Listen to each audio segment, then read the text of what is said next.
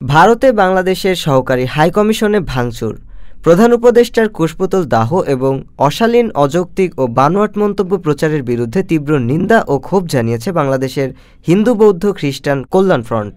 ৫ December জাতীয় প্রেসক্লাবের জহুর হোসেন চৌধুরী মিলনায়তনে বাংলাদেশের হিন্দু, বৌদ্ধ, খ্রিস্টান কল্যাণ ফ্রন্ট আয়োজিত এক সংবাদ সম্মেলনে বক্তারা এসব কথা বলেন। ভারতীয় গণমাধ্যম ও ধর্মান্ধ রাজনৈতিক কিছু ব্যক্তির বাংলাদেশ বিরোধী মিথ্যা অপপ্রচার ও ভারতীয় দূরভিসন্ধির বিরুদ্ধে এ সংবাদ সম্মেলন আয়োজন করা হয়। তারা ভারত সরকার ও মিডিয়ার প্রতি বাংলাদেশের বিরুদ্ধে মিথ্যা প্রোপাগান্ডা প্রচার থেকে ভারতের মিডিয়া এবং ধর্মান্ধ রাজনৈতিক গোষ্ঠীকে বিরত রাখা, ধর্মবর্ণ জাতিগোষ্ঠীর ভিত্তিতে সম্পর্ক স্থাপন না করা, বাংলাদেশ ভারত উভয় দেশের পারস্পরিক স্বাধীনতা, সার্বভৌমত্বের প্রতি সুরক্ষা ও সম্মান নিশ্চিত করা, বাংলাদেশের কোনো নির্দিষ্ট দলের বা মতের প্রতি অযৌক্তিক আনুকূল্য প্রদর্শন থেকে ভারত সরকারকে বিরত রাখা এবং বাংলাদেশের জনগণের সম্প্রীতি বিনষ্টের লক্ষ্যে ভারতীয় সাম্প্রদায়িক উগ্রবাদীদের অপকৌশল বন্ধ করার আহ্বান জানান।